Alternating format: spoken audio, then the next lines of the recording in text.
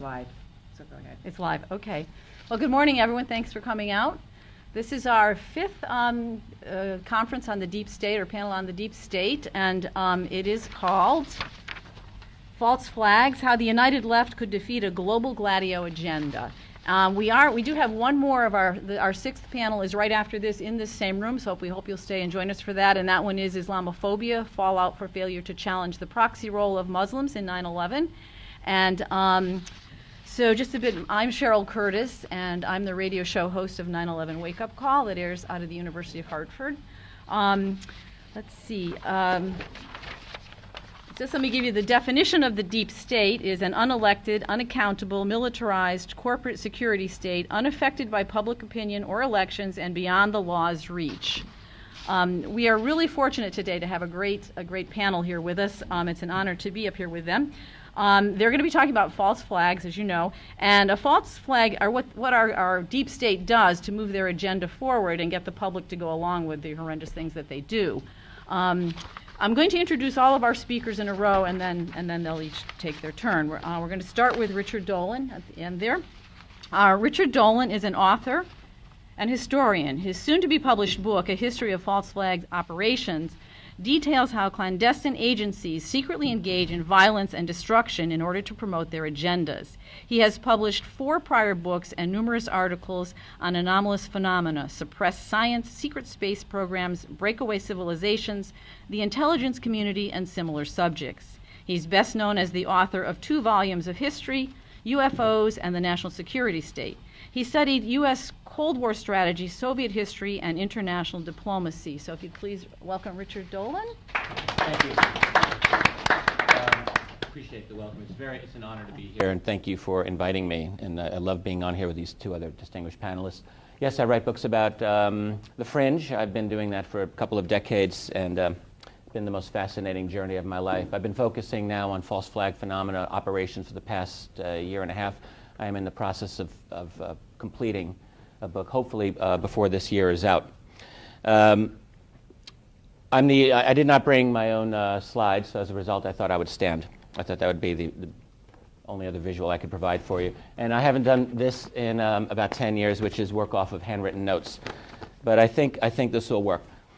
So I guess what I would start is saying when we look around in our society, I think it's not just those of us here who are very awake and very alert to what's happening in the world around us, but those in our family, friends, people who are not even as focused on zeroing in on the problems of this world. In my town, I live in Rochester, New York. I've seen the evaporation of Eastman Kodak in the last 20 years, just goes poof. And you see this sense of helplessness that is really pervasive in our society. I believe in earlier years I might have thought, well, that's just how things are. But I think this is actually by design. I think that a sense of helplessness is being imposed upon us for very specific reasons. And reason number 1 is that we're witnessing a theft of our planet. It's happening before our very eyes. We now know the wealthiest 80 people in the world have as much wealth as the entire bottom half of humanity. The 80 wealthy, no, it's actually 60. Pardon me, that number has been recently revised. The top 60 wealthiest individuals on planet Earth have as much accumulated wealth as the entire bottom half of humanity. All right. So when you have a situation like that, and when these people, of course, are ensconced in the transnational corporations that dominate everything, that's theft, that's a war. And when you have a war like this, the necessary thing for them to do is to war you by indirection and deception. Because what they don't want us to know is that this whole thing is happening, because then we would maybe have something to do about it. So they require compliance, first and foremost, and they require distraction and deception. Now, a false flag, the way that I've been looking at it lately, is one form, really the nastiest form, but one form of a kind of spectrum of propaganda that is used against us. All right. Some of these forms of propaganda are much more, I don't want to say benign, but much less intense. We start off with the inculcation of just basic cultural values. We go to elementary school and we place our hand over our heart and we pledge allegiance to the flag, and that makes us good citizens. And that's not necessarily a bad thing. We want a certain level of cultural consensus. But it starts the process of working with the system. Be a team player. The next level of control or of propaganda is a little bit more nasty, and that's, I guess, what we would call the cultural distractions, the Kardashians, dancing with whatever they got on this week, Monday Night Football, and all of this that basically says to us, look over here at this pretty little thing. Don't look over here at the theft that's going on before your eyes. Have fun, dance with the stars. And so it's increasingly, as we all can see this, an immersive culture that it's a form of brainwashing and distraction, clearly. Now, there are always those people in our society who want to feel like they're being informed, and so they'll turn on the TV and watch CNN, in which they will then become permanently, forever distracted and confused. And again, this is by design. I used to, I travel a lot, and it's really true, like in every single airport gate in the country, virtually every airport gate in the country, if you look at the TV screen, you see CNN. And why is this? Is it really the case of every airport manager says, wow, I really love CNN, I want to inform the public? Not really. What it is they have a private corporation owned by Time Warner that's cut a great deal with the government, and they're able to do it because they are the propaganda voice for the U.S. State Department and CIA. That is what CNN is. So people will turn on the TV, they'll watch CNN, or they'll turn on their establishment news media, and there was a study done, I think, a little over 25 years ago, around the time of the Persian Gulf War. It was during that time, I think out of the University of Colorado. And basically the study was like, oh my God, shock. The more television news people watched, the less they knew about basic geographical facts like where is Israel on the map? Where is Syria? Where is Russia? And they thought, well, this is a great failing of our news media, but really this is a great success of our television news culture. Right? Really, the purpose isn't to inform, it's really to pull you in for advertising and to distract you. So the whole CNN phenomenon, the MSNBC or Fox or NPR, it really doesn't matter. It literally does not matter. So that whole purpose is to exist within a very narrowly defined spectrum of what is permissible social discourse. And within those boundaries you must remain. Beyond those boundaries, do not dare to go, or else you become shamed and you're out of the discussion. So I would say that those three levels of propaganda probably account for 95% of all of the mind control that exists in our society, and it works very well. But then you have the occasional necessity, let us say, in the minds of those who are wanting to handle us, for stronger measures. And this is when we get into various types of covert operations, whether it's color revolution, regime change, other types of what I'd like to call shock doctrine opportunism, after the excellent book by Naomi Klein, and then into false flags. So I'll just talk a little bit about those. So again, I look at these all as a spectrum. And it seems to me it's helpful for us to see how false flags fit into this spectrum. And by the way, what I will then conclude with is, because I don't really want to get into the specific false flags. These gentlemen will talk about some of them. There's probably 100. In the book that I'm working on, I think I've identified probably about 100 or so probable or likely false flag events that have shaped our world in the last century. But what I'm more interested in going over here with you today is simply giving a kind of, at least my analytical framework and why I think that this is something that we really need to understand. But when we get into color revolutions, a stronger medicine, as it were, to control us and corral us, these are things really that, if you get into an argument with your relatives or with some debunker or skeptic on the news bulletin boards, one thing you can tell them is that false flags are in the U.S. Army Psychological Operations Manual. It's right in there. It's in the book. What they now call psychological operations, they don't call them PSYOPs anymore. They call them Military Information Support Operations, or MISO. And yeah, right. I mean, couldn't it all be as nice as the soup? No, they had to just mess it up for us. So, but in this manual, they define white, gray, and black operations, black PSYOPs. So white PSYOPs are pretty straightforward. It's basically the U.S. State Department putting out a statement on behalf of the United States government. You know where it's coming from. They're obviously spinning their information, but it's fairly straightforward. That's a white PSYOP. Gray PSYOP is a little different. If many of us are familiar with Operation Mockingbird, that was a gray PSYOP. So it was a situation in which you have proxies in the media basically doing your speaking for you. It's a great thing. If you're doing public speaking and you seed the audience with your cohorts who then pitch you softball questions and make you look smart, that would be a great psyop, I guess you could say. In the U.S. military's formulation of it, a gray psyop would be statements by other sources, presumably media sources, or NGOs would also be one, that would actually be providing your perspective on things. But it makes it look much more impressive because it's not you saying it, so that's a gray psyop. And that was Operation Mockingbird, which Carl Bernstein outed back in 1977, in which we learned that there were at least, I think this is very understated, 400 paid U.S. journalists on the CIA payroll back then. Of course, as we know, the CIA then said, oh no, we don't do that arrangement with journalists anymore. Very legalistic terminology if you really hear the CIA talk like this.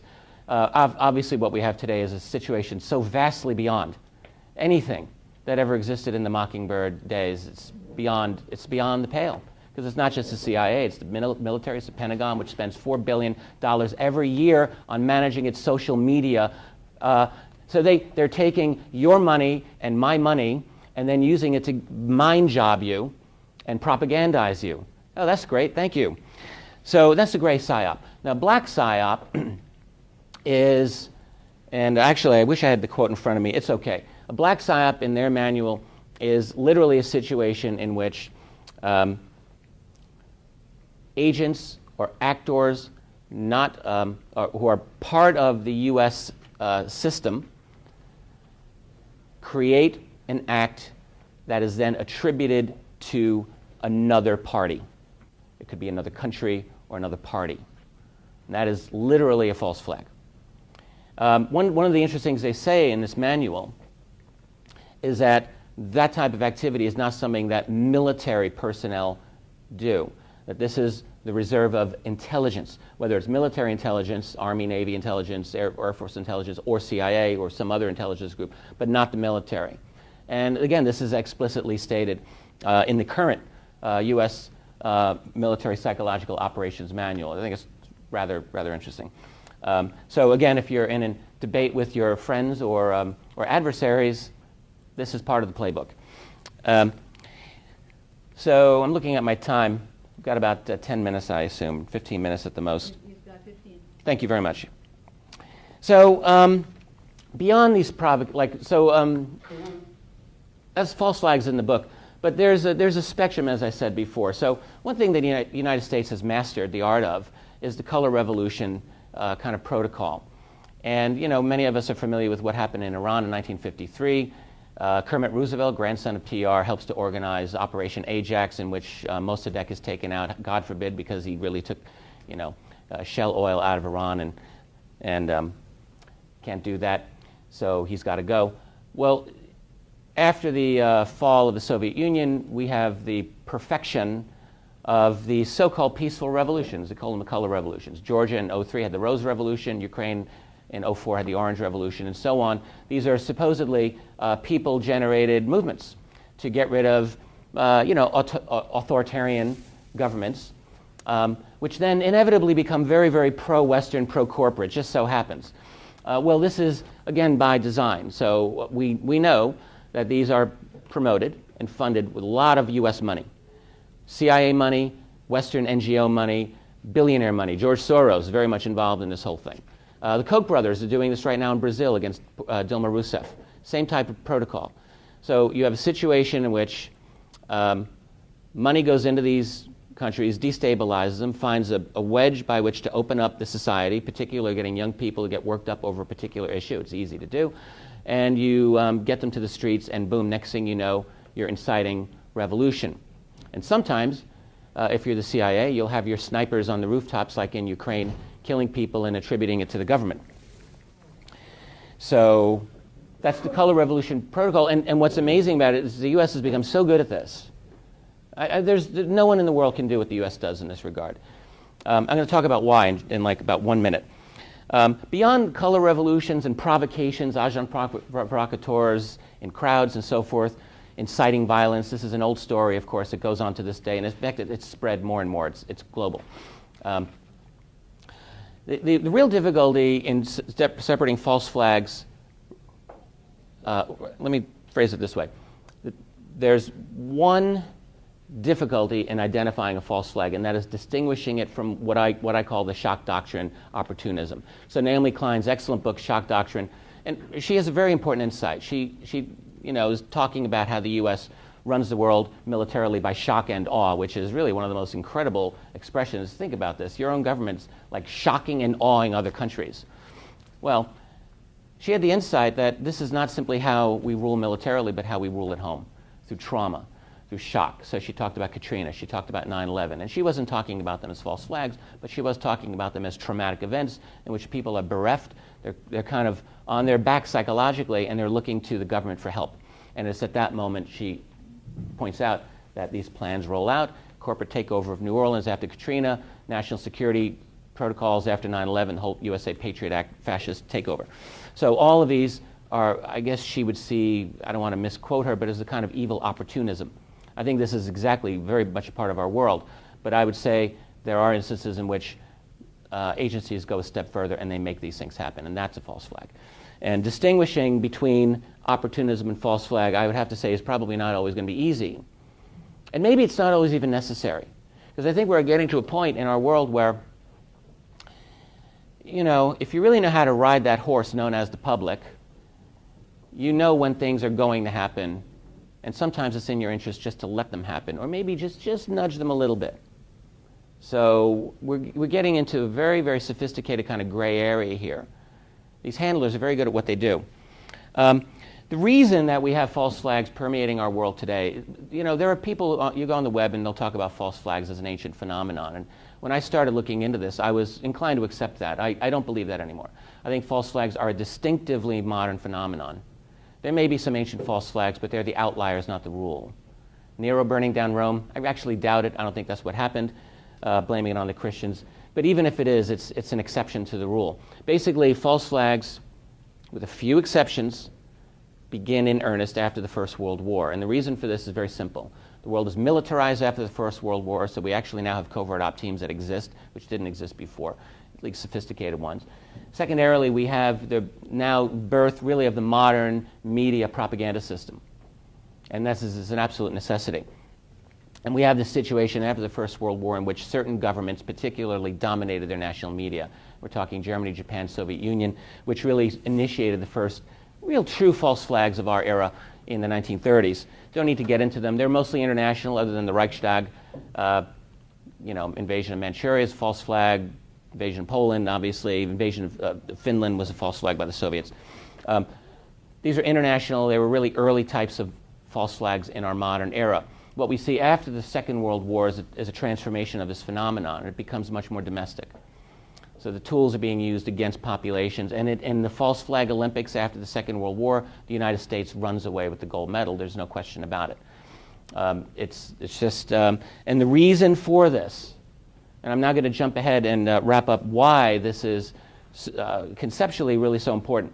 False flags, we had Gladio in the 50s, we had COINTELPRO, we had a lot of other things. We had the US and the British funding the Muslim Brotherhood in the 1950s to take down Nasser in Egypt. They didn't like the fact that you had this independent Egyptian leader who was not going to be part of any of the blocs. And they said, well, he's got to go, so they funded the head-chopping jihadists back then. Well, it didn't work against Nasser, but hey, why stop a good thing? And they just kept it going. So, and they do that to this day, clearly. But the reason false flags are necessary from their point of view today is twofold. Let's go back to Seattle in 1999. All right, the WTO protests. And you have a situation in which an entire middle class of a nation is being disemboweled, which is really what we've got. When people believe they have rights, they're really not going to take that lying down. They'll protest, as they did in Seattle when more than 40,000 people shut that entire city down. In the WTO protests, they literally prevented delegates from entering the building. Tear gas didn't work. Pepper spray didn't work. This is an unmanageable situation from the point of view of those people at the very top of our food chain. This is 19 months before 9/11. So what 9/11 meant is that the hammer came down on us, beat us over the head with a big national security stick, and away goes this idea of people protest. Now, if you protest, which many of us here do, we know you're photographed, you're in a database. It's an act of intimidation at the very least, and coercion at the most. And this has now become the norm. So globalization, neoliberalist, trans-corporate domination agenda, this is one of the key pillars of why false flags are necessary. There needs to be a pretext to intimidate the population. And the other pillar, why false flags are necessary today, is I would say, is the petrodollar system, which is really the foundation of the U.S. empire internationally. You know, U.S. went off the gold standard in 1971 simply because the Vietnam War caused us to crank out the dollars. U.S. was hinged to gold. The dollar suddenly was not really reflecting the price of gold accurately. Nations realized this. We started hemorrhaging gold out of Fort Knox because the dollar was really overvalued. And Nixon took the dollar off the gold standard temporarily, by which he meant permanently, and that saved the gold problem. It did not save the dollar problem. There's the danger of all these dollars coming back. There's really no intrinsic reason for nations to hold on to the dollar if there's no U.S. dollar gold standard. Enter Henry Kissinger 2 years later, makes a deal with Saudi Arabia, says, we will support your evil, tyrannical 9th century regime forever, give you all the weapons you want, as long as you sell all your oil in dollars, accepting no other currency. Saudis are cool with that. All the other OPEC nations go on board, and the U.S. is back on easy street. And the necessity, this is a horrible crime, that Americans are not educated in this fundamental fact. Almost every important feature of American foreign policy has some relation to this situation of the petrodollar. This must be maintained. And when the threats come to the system, such as Saddam Hussein in 2000 starts selling his oil in euros, that can't happen. So we create the fictitious weapons of mass destruction charade. Muammar Gaddafi, a few years later, is about to introduce a gold-based dinar. Cannot happen. You create fictions about carpet bombing your population during the Arab Spring and so forth, and you have them killed. And, you know, they wanted to do the same thing with Syria, which wasn't a direct threat to the petrodollar system, but geopolitically is allied with those groups that do threaten the petrodollar system, and it has to be taken down as well. Anyway, my point is, oh, thank you, I've got 5 minutes. So I think what we're seeing is, as long as this situation is in place, and the other reasons we have to have false flags from their point of view is we have a situation in which we've got international law which says wars are wrong after the First World War, and a situation in which nations are ostensibly democratic. And I say ostensibly. Almost every nation in the world now is ostensibly democratic, with very few exceptions. And so what that means is governments have to have the pretext of rule by the people. And this is why they need to corral public opinion the way that they do. All right, so it's when an international law says now war is wrong, it's, you know, you can't have wars of aggression and so forth. So you've got to create these pretexts. False flags are the ultimate tool in the propaganda toolkit for this. We're now in an era post 9/11 in which, you know, when you're creating a kind of global police state, and this is exactly what we're seeing, of course, you have to go by degree, step by step by step by step by step, to intimidate and modify the behavior of entire populations. So each successive false flag that we see, or each successful form of manipulation we see, they're not all on the order of 9/11, of course. They don't have to be. They can be smaller false flags, but each one it's like a specialized weapon designed for a specialized goal and agenda. You know, in the case of Boston Marathon bombing, which, yes, absolutely. I think the primary focus of that was to roll out the militarized police. That is now a ubiquitous fact of American life, in which you have 19,000 militarized police breaking into the homes of Boston residents as if there's no big deal. Well, we've gone through all that now. That's part of what we are. Some of the mass shootings, sure, there's undoubtedly gun control motivations in there, but there's also psychological profiling motivations in there. Sandy Hook is a perfect case in point, where, you know, you have legislation coming out to now, well, let's create psychological profile screening of the population, mental health, and so forth. Last thing I'll just say is, how do we identify these? What we're seeing is almost like a Cold War, a psychological Cold War going on between the deep state and us.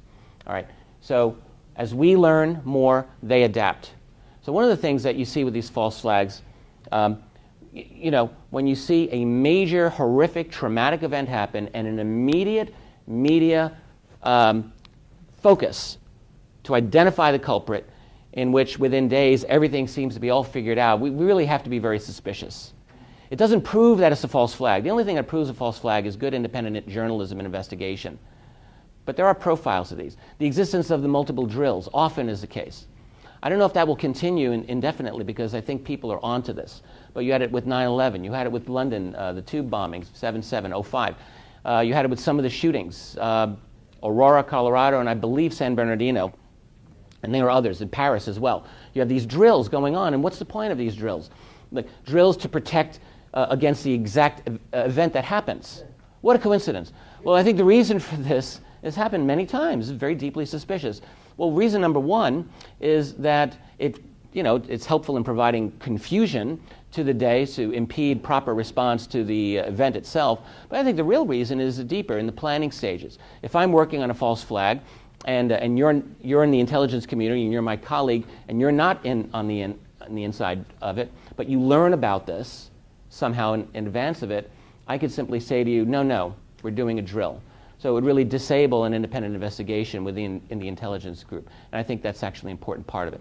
But the thing is, we're learning these tricks, and now I think that we're going to see adaptations in the future.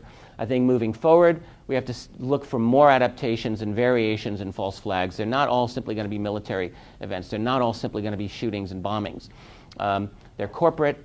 They are a variety of forms of psychological manipulation, often in a very subtle, sophisticated way. And we've moved a long, long way from the actual false flags of the pirate days. Would that we were as honorable as the pirates. You know, and when they would give you a false flag, they would literally raise the flag of another country, Britain or Netherlands, and then you'd come up to them, but then they would raise the black flag, and it's pirates robbing your ship. At least they had that much of a sense of honor. We're so far removed from that. The last thing I would just say is we're reminded of Thomas Jefferson, the price of eternal vigilance is the price of freedom. And this is true.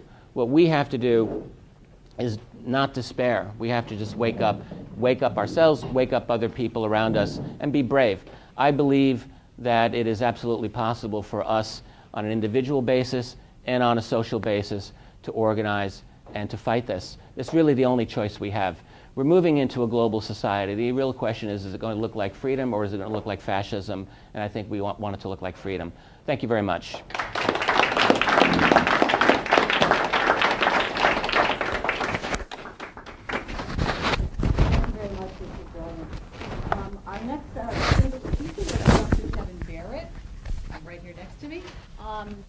Dr. Barrett is an American scholar in Islamic studies and is part of American paradigm shift. And I have developed this concept really to look at some changes that are going on. As Richard said, people are waking up, and they certainly are going to have to change their way of operating to stay ahead of us. It's a predator-prey ecological race that we're running here. I think people are waking up pretty fast. And I'm going to start with this book, Another French False Flag, which actually is really about not only the Friday the 13th massacre in Paris, but also, and the follow-up in San Bernardino, but also about this paradigm shift. That is, we're seeing a change from a world pre-9/11, as we see in the next slide. Before 9/11, the only people who'd really heard of false flags were the military guys who'd read that manual that Richard was talking about. If you talk to somebody else, ask them, hey, what's a false flag? They probably wouldn't be able to tell you.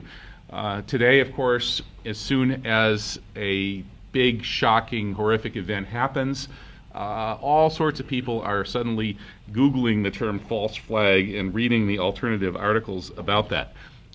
In case in point, the article, Another French False Flag After Paris, went up into the 6 figures worth of reads almost instantly. I posted it as I had landed at O'Hare Airport on the way back from Paris. I flew out of Paris just hours before this massacre happened. Landed at O'Hare in Chicago, saw on the TV screens all the coverage, jumped on the bus back to Madison, Wisconsin, and wrote this article that was in 6 figures overnight because everybody was Googling false flag, false flag, false flag. Well, I also went through my own sort of false flag paradigm shift just this past year in 2015. Next slide shows that my first impression to the Charlie Hebdo matter in Paris was actually this. I actually bought into it, the official story, for at least a few seconds or minutes until I started doing my research. This one sounded plausible to me because Charlie Hebdo had been provoking Muslims, and I thought, sure, that somebody could have shot up their office. When you first just hear that part, it sounds plausible. It was the same reaction of the cartoonist Khalid Bendib in Berkeley, who put out this tribute to the slain cartoonists. And he's in the book. We are not Charlie Hebdo, but he didn't want his name to be used in the book because the ADL and related groups have already made it very difficult for him to make a living as a cartoonist. Next slide. So this was the article that jumped into six figures after the Paris event last November due to so many people being aware of this idea of false flags. And some of these indicators are, of course, going to look a little goofy to some people. Okay, it's in the 11th month, the 11th district, Friday the 13th, the whole numerology thing. People talk, I mean, the one obvious numerology reference in false flags that you can't deny is that they chose 9/11 as the date for the big event, because that's the emergency phone number. You call the government for help, maybe sometimes against your own family member. What a way to turn people into utter and complete dependent slaves on the government. So obviously 9/11 was chosen for the numerical values there. But they also did the Madrid bombing exactly 900 days after 9/11. The number 11 keeps cropping up on the list of false flags over the past decade. I think more than half of them have prominent 11s or multiples of 11. Kennedy was killed on 11/22, and on and on and on. There's this. I didn't used to believe this, and then Captain Eric May, former Army intelligence guy, turned me into a raving numerology conspiracy theorist. So anyway, I got a lot of this right, I think, and some of it maybe is a little speculative. Next slide. Gustave Le Bon said the first principle of modern propaganda is to submerge the individual in the crowd so the individual can be manipulated. This is the notion of the madness of crowds. Look at this madness of crowds after the Charlie Hebdo massacre. Everybody with identical signs. Je suis Charlie. Look at all those Charlies. There were millions of Charlies holding exactly identical signs. What kind of protest is this? Have you ever been to a protest with identical signs like that? Something was obviously wrong here. And there were a lot of indicators that quickly woke me up to Charlie Hebdo being an obvious false flag. Next slide. They printed 5 million copies of Charlie Hebdo, this failing newspaper that nobody knows how it was being supported for several years. It had been completely, should have been bankrupt. Suddenly now somebody has made a killing off it, literally and figuratively. Biggest print run in French publication history. Next slide. Following the Charlie Hebdo massacre, there was a huge crackdown on free speech, the biggest one in French history. Same thing happened again after the recent Paris massacre. This kid who did this anti-Charlie Hebdo cartoon was arrested. This was just a teenager doing an actually quite brilliant and nasty parody. I won't go into details for lack of time here, but we also had, next slide, Dolan, France's most notorious and celebrated comedian, was arrested after Charlie Hebdo for tweeting a dark joke about the attack. Instead of being a Charlie and saying, Je suis Charlie, I am Charlie, he said, Je suis Koulibaly. Koulibaly was the African Muslim guy who was blamed for taking hostages and killing some people in that kosher deli. So what he was really saying was, I feel more like this guy who's being blamed for this, So it was a dark joke. They arrested him for it. And then once again, after the most recent false flag in November, he was yet again arrested. So every time there's a big false flag, they arrest Dolan for his jokes. And I actually did a parody of what was it? He's so funny. He's a threat to public safety. His explosive laughter provoked by his jokes, could damage buildings and all sort of thing. But it's funny, but it's not, because France is the cradle of freedom, right? All the Enlightenment ideals that are supposed to be our dominant ideals today. Well, that's really all gone now. France is a gulag state. Next slide. Behind the photo op, this is another example of this extreme manipulation of imagery in our propaganda media. We were shown the above picture of world leaders marching through Paris, leading huge throngs of millions of people with identical signs. But actually, they never did that. The leaders marched here in a group with their hangers-on, his lackeys and security, with no people anywhere near them. You can't let people get near these leaders. That's a security threat. They filmed that, and then they did film Photoshop to make it look like the leaders were leading the crowds. And the whole world was convinced that this happened. It never happened. Next slide. We have a lot of indications that Mr. Netanyahu and his friends in the extremist Likud faction of the Israel Firsters and the neocons had a hand in this. We had explicit threats from Netanyahu saying that if France continues to side with the Palestinians, the plague of terrorism will come to your country. There were actually repeated threats like this from Netanyahu in the year before the Charlie Hebdo attack. He was upset that French people were criticizing Gaza, and then he says if they recognize Palestine in France, it'll be a grave mistake. Well, what happens then? Next slide. France goes ahead in December 2nd, just 1 month before the attack, Charlie Hebdo, and recognizes Palestine. And then, boom, somebody carries out Netanyahu's threat, ostensibly those radical Muslims. Next slide. So how do we know this was a false flag? All of these things are very contextual. This is probably the most obvious piece of evidence. This is alleged to be the shooting that killed the French police officer lying on the ground. The terrorist is going by with an AK-47 assault rifle and shoots him point blank in the head from less than a meter away. The only problem is, watch the video. Somebody posted this video too quickly, apparently. I think it was the propaganda team, was an Israeli guy who posted the video, and it went viral, and then he couldn't take it down. He ended up apologizing so profusely for having put out this video, and you can see why, because if you actually watch this video, you'll see there's no such shooting at all. The head of the guy whose head is supposedly being blown off with an AK-47 from a meter away hardly doesn't move at all. Is unaffected by the shot. There's not a speck of blood, and there's a little dust speck, as you can see over there to the right, a little bit above the head. That's the blank round of cotton or paper kicking up a little bit of dust on the sidewalk. So just watch the video yourself, and if you think that this guy is being shot point blank in the head and killed with an AK-47, you need an eye exam or something. But that the French government and the media still tell us that, yeah, this is the actual killing of this cop on the sidewalk. It was clearly play acting. Next slide. This was what pushed me over into certainty that it was a false flag. The only way they caught these terrorists was they made one mistake. They dropped their ID card in an abandoned getaway car. You can't make this stuff up. It's like the magic passports of 9/11. We had alleged hijackers' passports floating down magically from the Twin Towers. We had them turning up in Shanksville. There was no other evidence of any plane in Shanksville. There was just some blown up metal garbage and a whole 15-foot hole in the ground and nothing else. And there's a hijacker's passport there and a Shia bandana. These are radical anti-Shia al-Qaeda hijackers, and they somehow, the only thing that survives from this entire plane is a passport and a bandana. You can't make this stuff up. Next slide.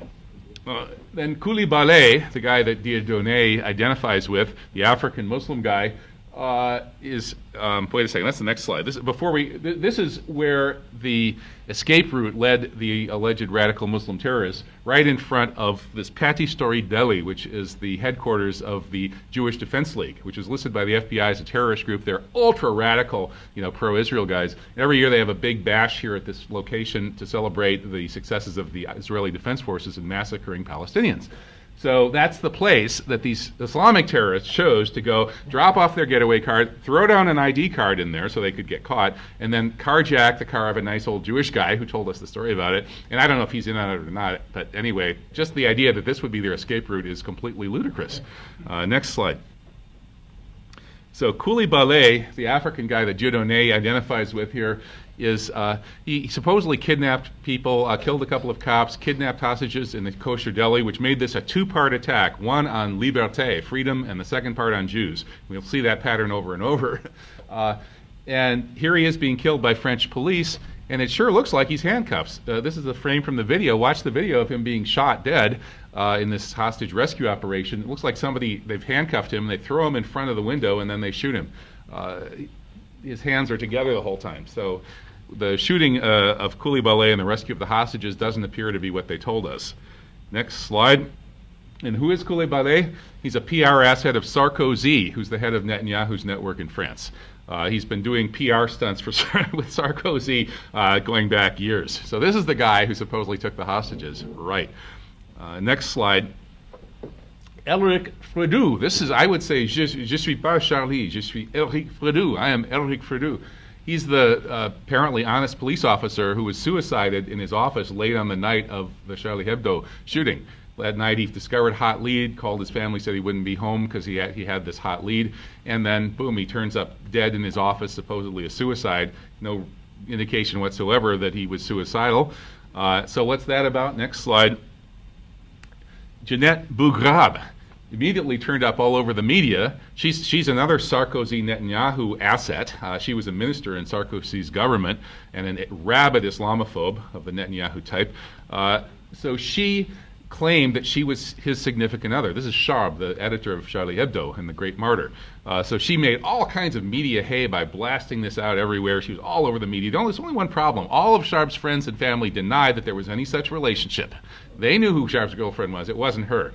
This was completely phony. But they'd done this little propaganda photo. Why? Well, the theory is that it was through her that the money was keeping the magazine Charlie Hebdo afloat when it was selling 0 copies for years before this happened, or very few copies. It was totally unprofitable, but somebody was keeping it afloat. Well, maybe she had a joint bank account with him or something like that, and this fictitious relationship was used to keep the magazine going long enough to stage the psyop. Next slide. So I didn't have this. Anyway, this is one of the Jersey girls of Charlie Hebdo saying she doesn't believe the official story. Next slide.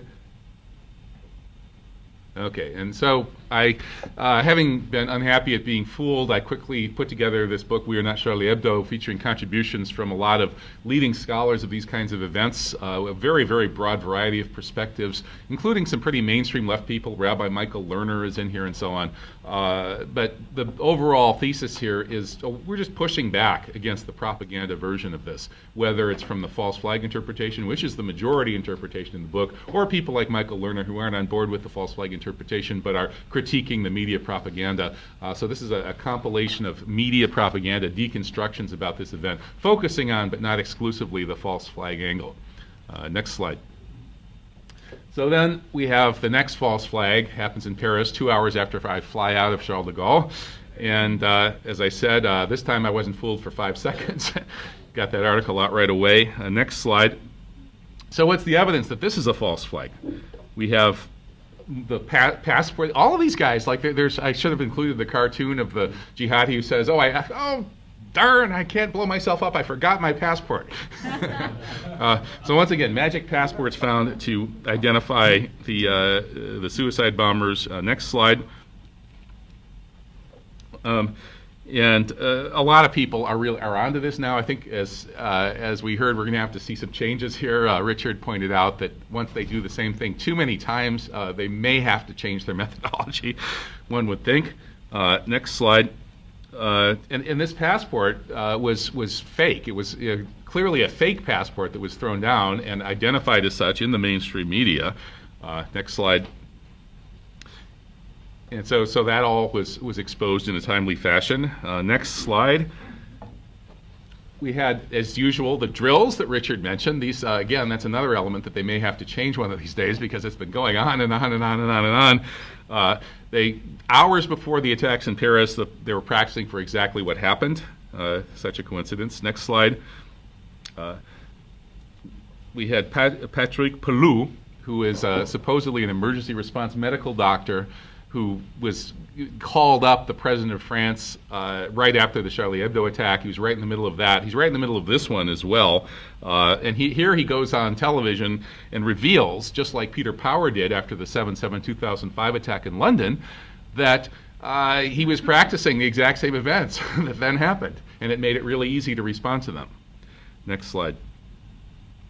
And so here's the flashback to the London 7/7 Peter Power confession on the very day that his company advisor consultants had been hired to envision a terrorist attack in the exact same times and locations as the bombs that went off on the metro in London and on the bus. What a coincidence. And maybe somebody didn't read him the memo that he wasn't supposed to go on television and say that. I don't know. And then, of course, next slide, the famous 46 drills of 9/11 discussed by Webster Tarpley. 46 drills in total relating to 9/11, about 25 or so, I guess, were actually going on the day, including live fly plane into building exercises. Every element of 9/11 was being drilled, even as it was happening. I think we can assume that 9/11 was a drill gone live. Next slide. And how about these jihadists? These guys are given carte blanche to run around wherever they want to go. For instance, al-Baghdadi, the alleged caliph of ISIS, had the run of Camp Bucca, the American military prison in Iraq. He was held there for 5 years, according to multiple witnesses.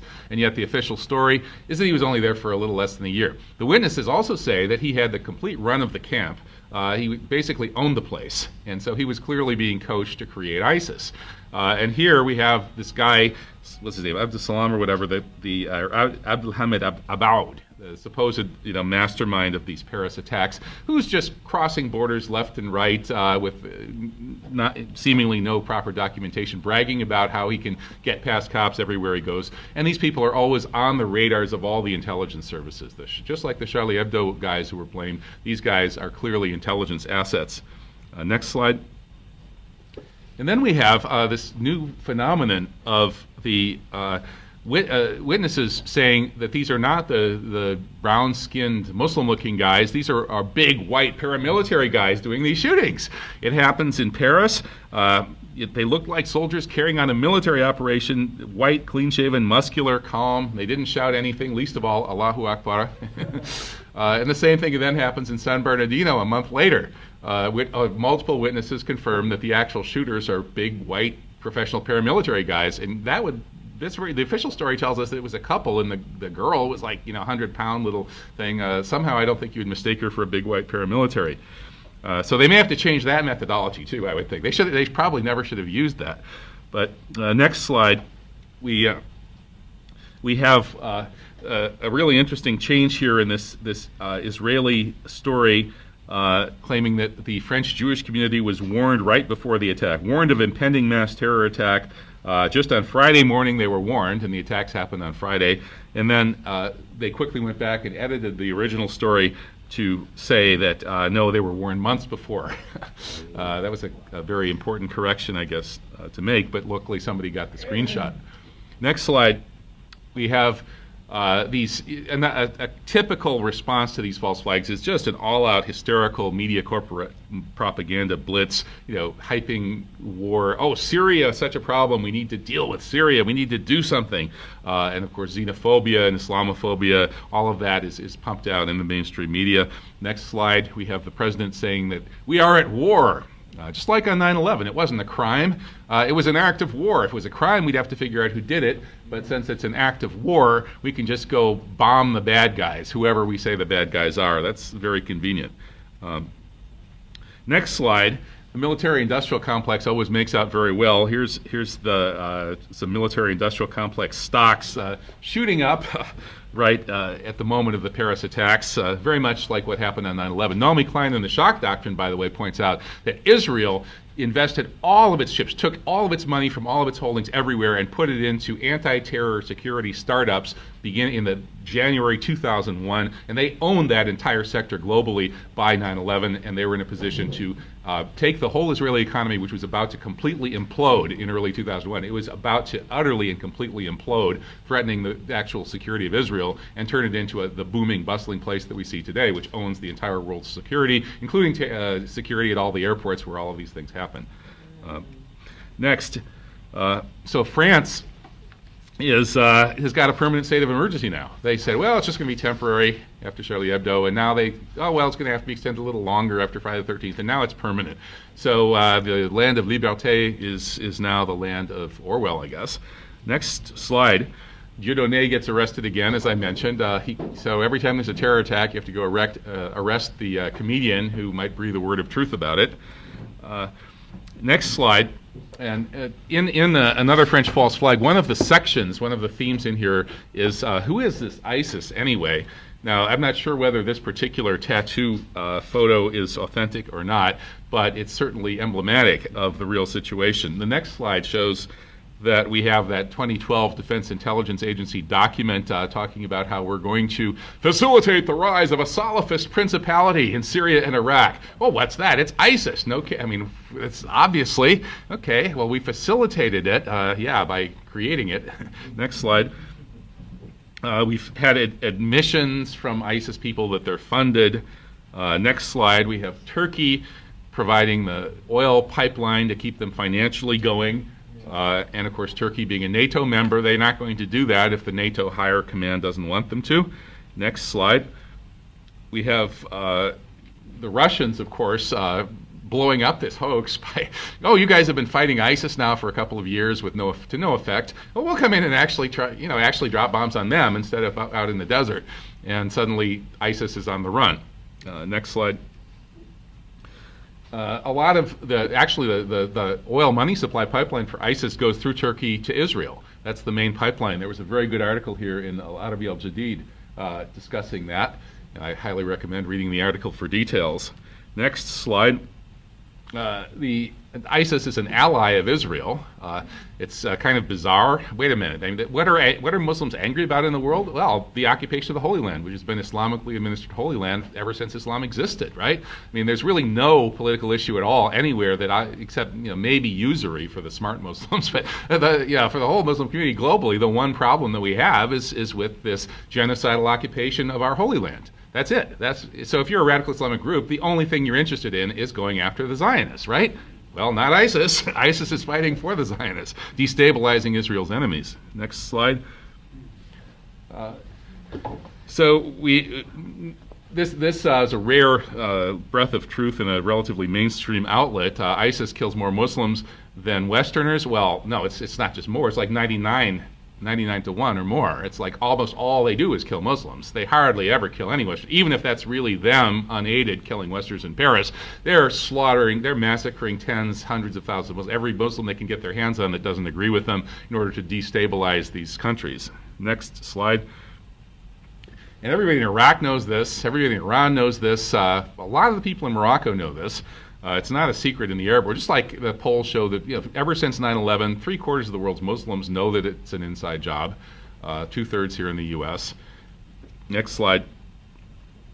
We have fake beheading videos, a new kind of false flag propaganda. And we have a rare case here where a mainstream paper, The Telegraph, admits that this iconic Foley beheading video was staged, may have been staged. It's obviously staged, but they actually found some experts to come and tell us the obvious. Next slide. So who's behind these beheading, these Hollywood soundstage beheading videos? Well, guess who the radical Islamists are choosing as their PR agency? The SITE intelligence group, run by Rita Katz, Mossad agent. SITE is a spin-off of Mossad.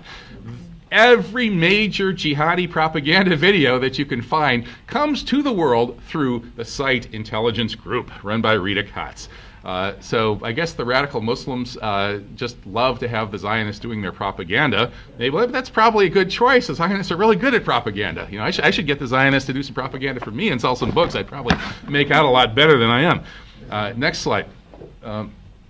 So here's a very bizarre photo from the Bataclan Theater massacre on Friday the 13th. This is the only picture showing any dead bodies from Friday the 13th. And look at this picture. What's going on here? There's no medical attention here. These bodies are just laying on the floor in kind of bizarre and in some cases physically dubiously possible postures. And then we have a big blood-shaped heart painted on the floor. What is that? This photo was tweeted into existence by out of Israel by unknown people. And I went ahead and put it on the cover of my book. It said, "Sue me!" Whoever owns this extremely valuable photo, the only photo of any victims, the iconic propaganda photo from Friday the 13th, come on, sue me. It's worth millions of dollars, and I just stole it and put it on my cover in this collage by David Dees. Nobody will sue me. Why not? Because it was the people that did the massacre that did the photo as a propaganda effort and tweeted it into existence from this Israeli site that's very difficult to trace. So, but why the heart? Who drew? It looks like somebody took one of those big floor cleaners and pumped it full of ketchup and smeared it in a heart shape on the floor. What's that doing there? Well, next slide. Maybe it was a message that the next big attack in Europe is going to be at the Brussels airport. That's the Brussels airport logo. It looks like the same smeared heart, doesn't it? And its logo, its slogan is the heart of Europe. Okay, so was this a message from the very devious attackers with their dark sense of humor that the next attack was going to be in Brussels at the airport? I don't know, but Ole Damagard thinks so, and I don't think he's a crazy conspiracy theorist. He's a sensible conspiracy realist. Next slide. We also had this Brussels attack on 3/22, which is the number that means what? Skull and bones. 322 is the official number. It's the other word for Skull and Bones. Skull and Bones is America's leading secret society out of Yale University. Feeder to the CIA's covert ops program. They're essentially Satanists, criminals and drug dealers whose initiation ritual includes masturbating naked in a coffin in front of their friends and parents. It's a very strange secret society. So I don't think it's any coincidence that they picked 322. And I have a lot more information on these false flags, but it's time to wrap it up now and move to Oklahoma City, a very important American domestic false flag. Oh. Could you just go to 7/7 ripple effect? Oh, okay. Yeah, I was asked by an audience member to mention that 7/7, the London bombings, which are a very easily exposed false flag, there's a lot of great information out about that, including books by Nick Collerstrom, Nafis Ahmed, and a film by Muad Dib, 7/7 Ripple Effect. Okay, thank you very much. Thank you very much, Kevin.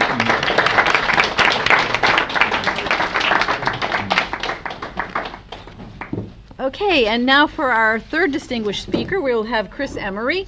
And Chris is a film producer and investigative journalist. His activism began when he discovered a consistent pattern of lies and deception contained within the government's official narratives of terror, events such as the Oklahoma City bombing and 9/11. Chris speaks on the documented links between these horrific events and other domestic and foreign false flag terrorist attacks. Chris co-founded Free Mind Films in 2011. His most recent documentary, Shadow Ring, is about the history of the Council on Foreign Relations and One World Government. Welcome, Chris Emery.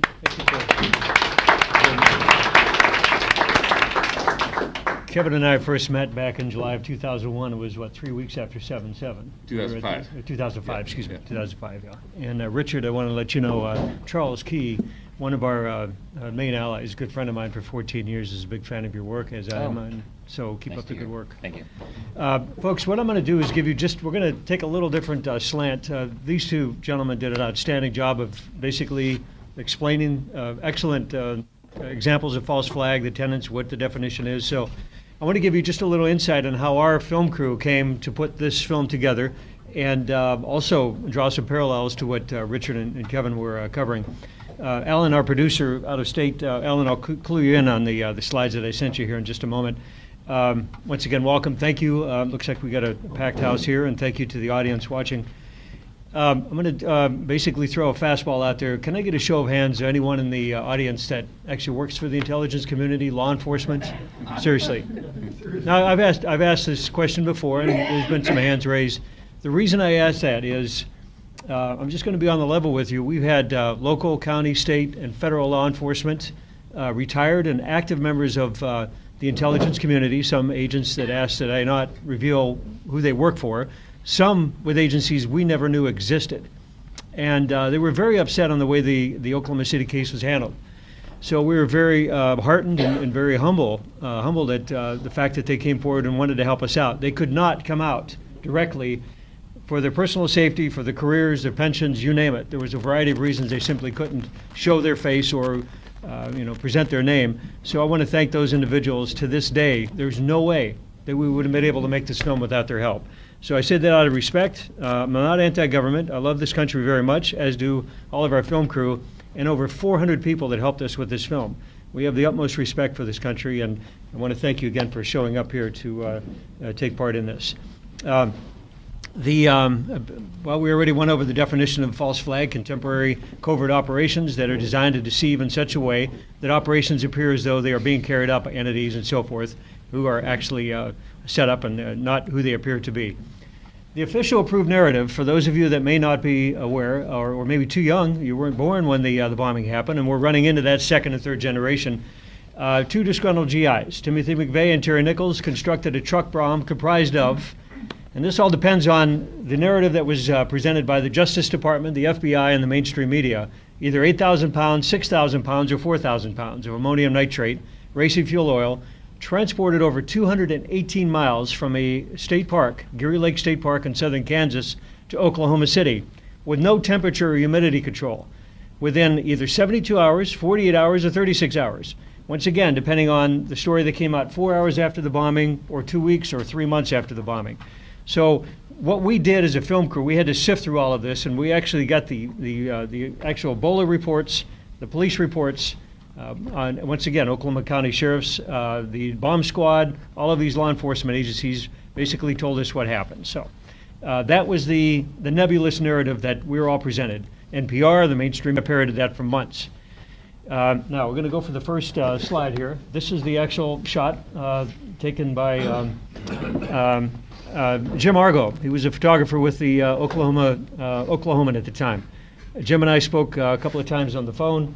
He had to reluctantly decline helping us with the film, but he did provide us with the original slide and the shot. And Lieutenant Dennis Griffin, the gentleman, actually he's from the firehouse right here on the left side. Firehouse was 10 blocks away from the bombing site, and they had a hazmat crew there, and they were on the scene within 10 minutes. Lieutenant Dennis Griffin, oddly enough, was part of the PR department of that precinct of the fire department. Was carrying his camera, and he started snapping pictures on his basically his compact film camera. He was pulling out vagrants that were actually in the rubble from the building across, and I'll give you an aerial shot. But he said that the damage was horrendous. It was absolute, it was horrific, and it certainly wasn't from ANFO. How did he know? Because he'd gone to training at the local Air Force base 3 months before, actually studying for incidents just like this, once again. The pre-training and so forth before an incident would happen. So he knew what was going on. He said his mind just clicked right in to gear, and he knew what to do, looking for the walking wounded, the deceased. And he did find a couple of deceased. A mother had passed away, pregnant, and her lower extremities were gone because of the blast wave attenuation was so severe. She was literally decapitated, and not much left of her. And I'm saying this out of respect, folks, but I want you to understand we had to deal with the photos, the intel, the information coming from the medical examiner's office. We looked at it in a very respectful and very compassionate way. We weren't trying to sensationalize this. But we had to wrap our heads around, not only wasn't this ANFO, but why, what happened, and what was the severity of the damage, the scope of the damage. Next slide. Could go advance to the next slide, Al. Okay, this is the actual shot. And this was taken about 90 minutes after the bombing. How can we tell? Because the black smoke that we saw in the original footage that was shot by the helicopters at Channel 4 and the OCPD, that was actually the fuel. There were 72 vehicles in the parking lot across the street.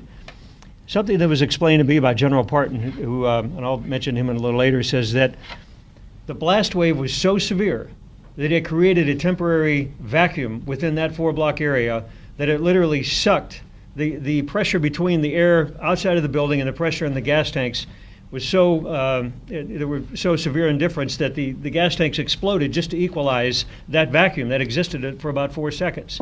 Trash, paper, everything out of the building was sucked up and put into an invisible mushroom cloud over 4 feet up, 400 feet in the air. And it was so bad that the FBI field office and the local authorities were combing a 12-block area to look for their sensitive documents that were in the building. That doesn't happen with ANFO.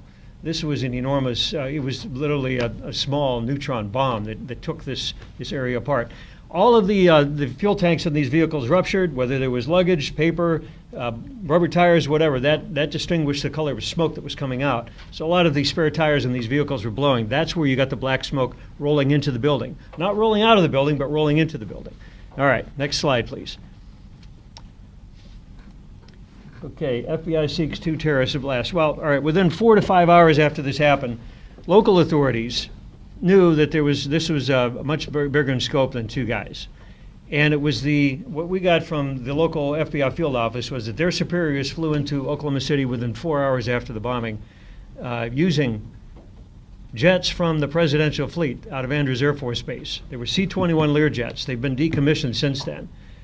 Well, we found out that there was over half of those jets that were set on the tarmacs at Andrews, ready to go, take the cabinet, the president, and the immediate family of all of his members of the cabinet and the president's family, anywhere in the world they needed to go, 24 hours, 7 days a week, 365 a year. 14 of those jets came to Oklahoma City within 4 hours.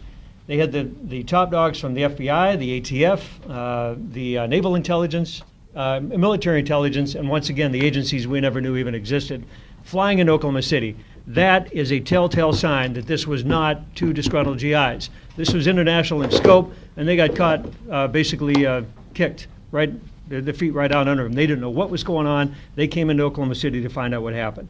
So they knew that eventually we found out there were at least 12 people involved, and another 6 in addition to that on a peripheral basis. Textbook CIA, all of the mode of operation, the fingerprints, the method that they were doing. That's exactly what the CIA does, and that's how they do it every day of the week if they want to carry out an act like this. Next slide, please. Okay, Army of Agents seeks 2 and the suspects. All right, and this was taken basically 4 days after the bombing. They were still looking for at least 3 or 4 other perps at this time.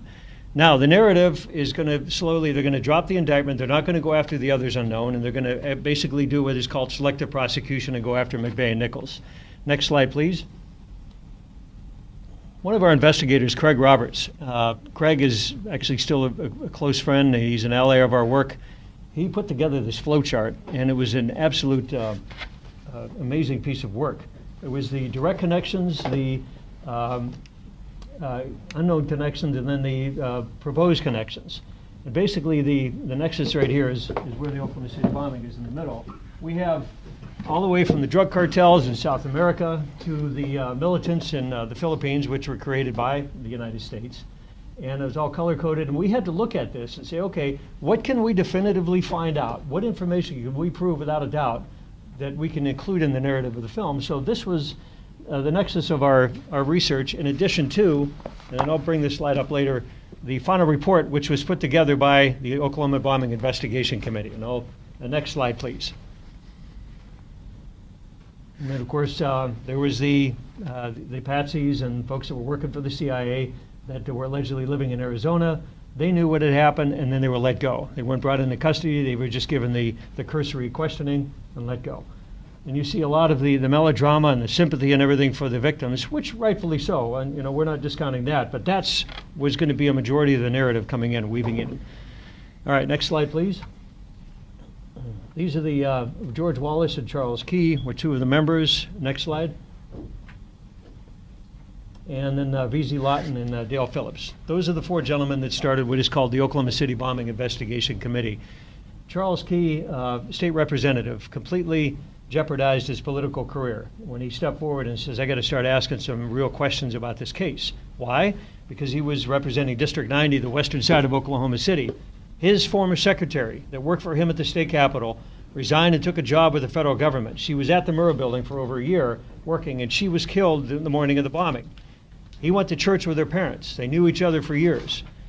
2 weeks after the bombing, on a Sunday afternoon after church, the parents pulled him aside and he says, look, we're getting one story from the Oklahoma City Police, another from the county sheriffs, something completely different from the State Highway Patrol and the FBI. None of the narratives are making any sense. All we want to know is what happened to our daughter, why was she killed, and who killed her. And it was that Sunday night, Charles told me, and I have the utmost respect for him, and I've known him for close to 14 years. He said that was the evening he sat down with his wife and they decided to lower the gauntlet and go straight forward. And one by one, all of his supporters, with the exception of 2 of his colleagues, one that actually had to represent him as his legal counsel in a grand jury hearing 2 years later, everybody just ran away. They treated him like radioactive waste. But it was Charles and this committee that really had a focused intent, and they did a great job. And if it wasn't for their work, there's no way we would have been able to put this movie together. Okay, next slide, please. And of course, here's the copy of the book here. Folks need any more information on how to retrieve a copy of that, I can get you in touch with Charles. He has several copies left. Next slide. Okay, this is a rare photo of the Murrah building taken about 2 years before. And I want to point out something here, folks. What we had to do is we had to go with the hard evidence. We hired, well, there were private investigators that worked with the committee, and I consulted with 2 of the architects that actually designed the building. This is the middle pillar, and this building actually faces due north. The truck bomb, we found out, was actually parked west of the center line. Now, this is the center line of the building. So we're going to have some aerial shots later, and I'll show you where the most of the damage occurred. Next slide. Okay, and there's another aerial shot. Once again, this is key here. This is actually the loading dock on the far west side. It's a one-story structure. Next slide. Okay, here's the aerial shot. Now, once again, where was that pillar that we showed you earlier? Okay, it was over here. Actually, the truck bomb was parked over here. This is a misleading photo. The crater was actually over here. Okay. Now we have the extensive damage to the Water Resources Building. 2 individuals were killed there. This is where all of the vehicles were. 72 of them were completely destroyed. And then, of course, the South Plaza, minor damage. That still exists today. The building itself has been leveled, but only about a third of the building was destroyed. It could have actually been rebuilt, we found out from the architects. They chose to level the entire thing and kept the parking ramp below and the South Plaza intact. All right, next slide. Another shot. Now, once again, truck bomb over here. How do we get this big indentation of damage over here? Why? Because there was controlled demolition. There were actually charges on those columns, and it collapsed into the parking lot. Next one. Next slide, please. Okay, this is a rare shot from the roof that we got from, it was basically search and rescue, and they were debriefed at the air base. Much thank you and credit to a lot of the personnel at Tinker Air Force Base for supplying us with these photos. And I'm going to get a better photo here. There was a progressive collapse on the other side of the building. Next slide. Just kind of building up on the way we looked at this thing. The crater, you take a look at the size of the tracks on the bulldozer. The crater itself was actually a third of what the federal government had claimed, a third of the size. Now, one thing that people don't realize, the morning of the evening after the bombing, it was 42 degrees that morning, clear skies, winds from the north. That evening, there was a tornado that rolled into the Oklahoma City area. It was so bad that they had to shut the airport down. They got over 12 inches of rain in a matter of less than 24 hours. Completely flooded what was left of that crater. All of the evidence, everything was compromised. There was nothing there.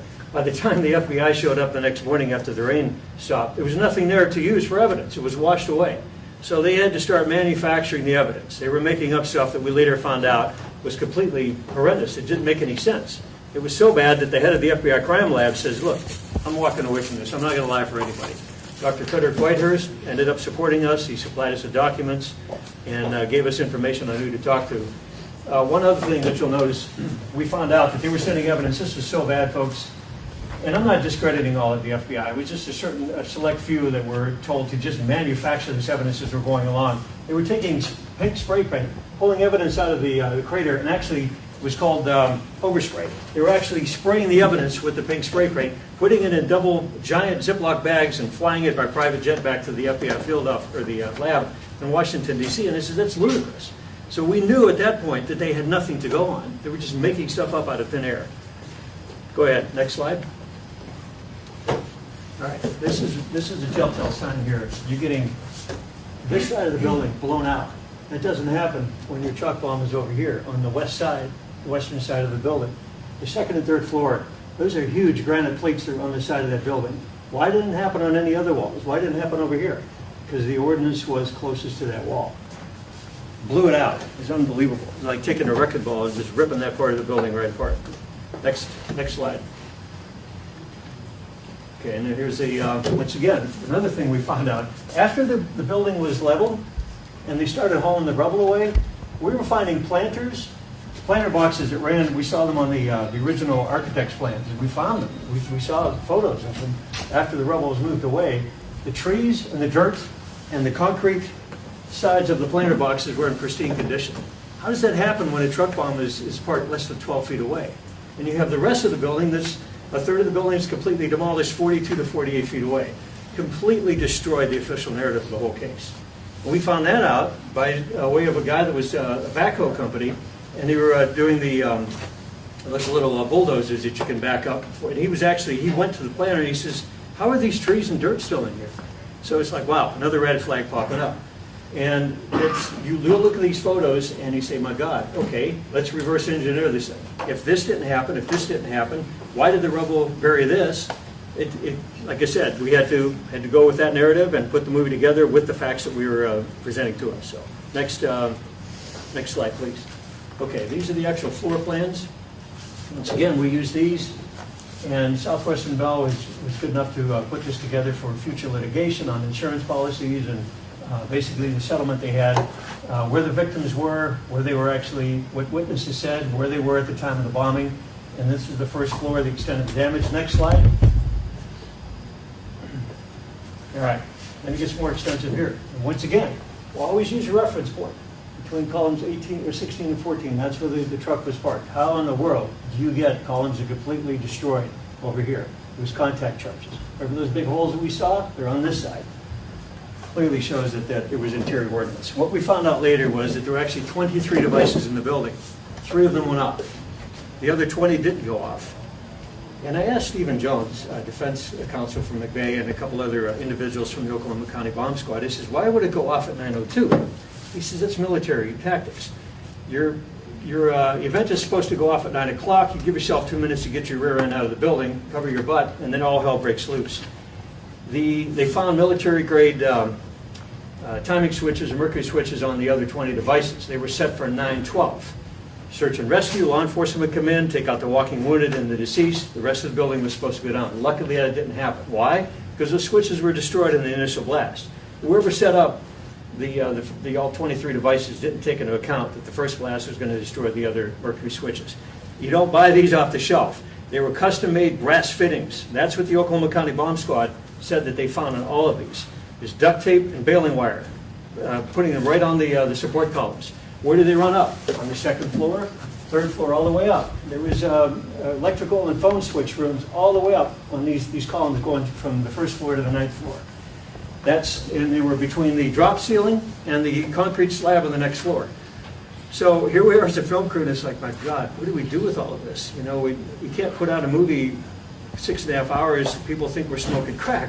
So what we had to do was actually get it in a very focused, very methodical, and very professional and objective manner, and I think we accomplished that with the film. So the reason I want to go in this detail, folks, is that just to give you an idea of the temerity and the complete, how do we say this? This is a professional job. It wasn't done by two rookies. And by the way, McVeigh had very little, if no ordnance training at all. He was a professional assassin and a drug smuggler. That was his trade. He had worked for the CIA for at least 2 years before the bombing. How do we know? We saw his pay records. Stephen Jones had discovered all of this during the discovery process. We saw the documents. He gave us unfettered access to his legal documents. Next slide, please.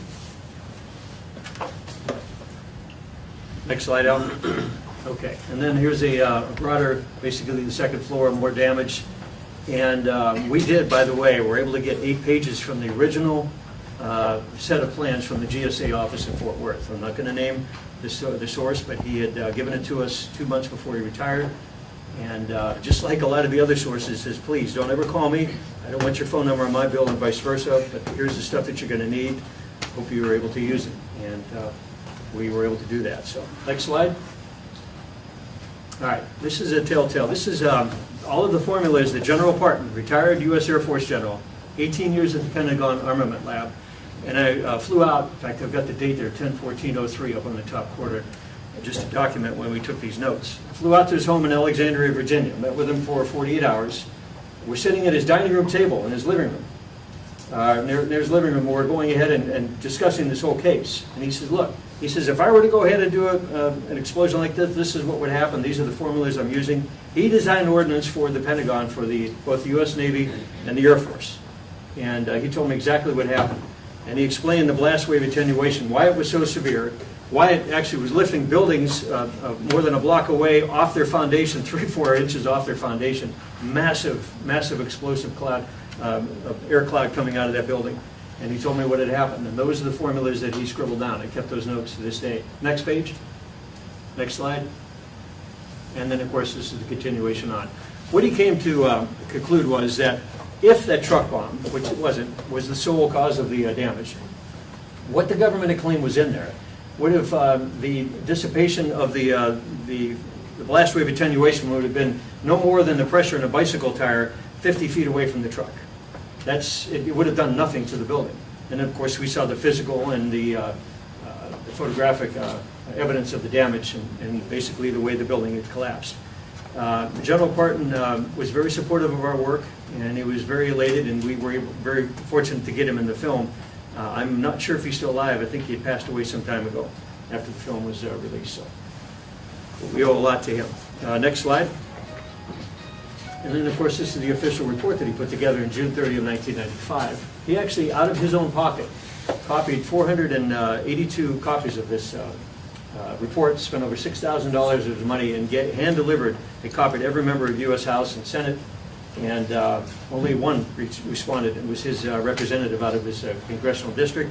And he says, "Thank you for taking the time to put this report together. I will be happy to deliver it to the FBI office." And said, nobody listened. It fell on deaf ears. Next slide. I'm going to wrap this up and then we'll get Q&A to go with here. And of course, this is the another visual of the blast wave attenuation, basically showing that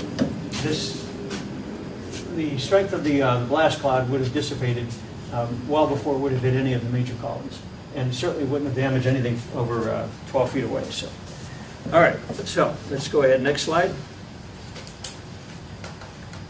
Now, once again, I've put together some photos of the folks that we think are responsible for the cover-up, and they need to be called on and brought to justice. This is Merrick Garland 2 days after the bombing. Next slide. Next slide. And then this is, of course, he's now our nominee for the U.S. Supreme Court. When I found out that he was 10 minutes after the press story broke that he was going to be considered for nominee of the Supreme Court, I thought, my God, we're really going down the rabbit hole here. He was instrumental, I know. He was the lead prosecutor with Jamie Gorelick in manufacturing and in planning the cover-up of this case. There's no doubt about it, without question. Yeah. Go ahead, next slide. Other individuals that are responsible, of course, is Pat Ryan to his left. Pat was the lead prosecutor at the federal trials for Tim McVeigh, and he was from the U.S. Prosecutor's Office in Oklahoma City. Next slide.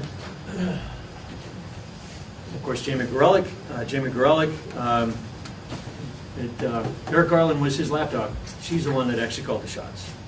And if any of these people have an issue on it, I'll be happy to sit down with our film crew. We'll go through the evidence and say, okay, why did this happen? Why did you refuse to run the analysis of 1,034 fingerprints? A complete breakdown in any integrity on the investigation, and I'll be happy to call them out on it. I don't have any problem with that, because we have the proof. Go ahead, next slide. Of course, Eric Holder.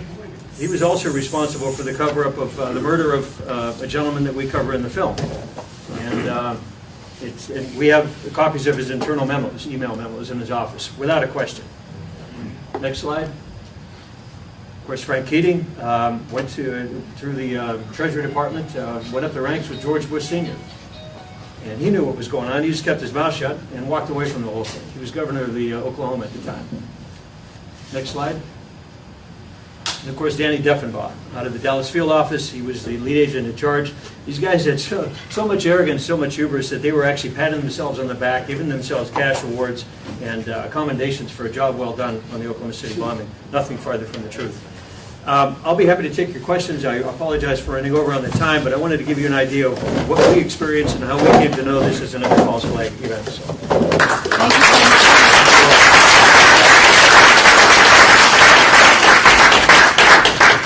Before we start the Q&A, I just want to remind people that we do have a deep state literature table out in the main lobby right on this floor. It's a corner table, and you can get our speakers' books there, and I encourage you to do that, and videos. So when we're going to do the Q&A, if you make your questions really short, and I'm going to have to repeat them because we're streaming live, so if you could just I don't have a good memory at this age, so make them short, okay? And yes? Yeah, but Chris hasn't said anything about why they would have done that. Okay, well, let's here again.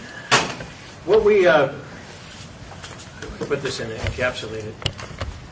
There was a bill before the House and the Senate. It was actually floundering in the House to restrict our gun rights, to crack down on the right-wing militia, which of course we find out was actually fostered and manufactured by several federal authorities, agencies, and they wanted to have this false sense of taking away our rights, another reason to take away our rights.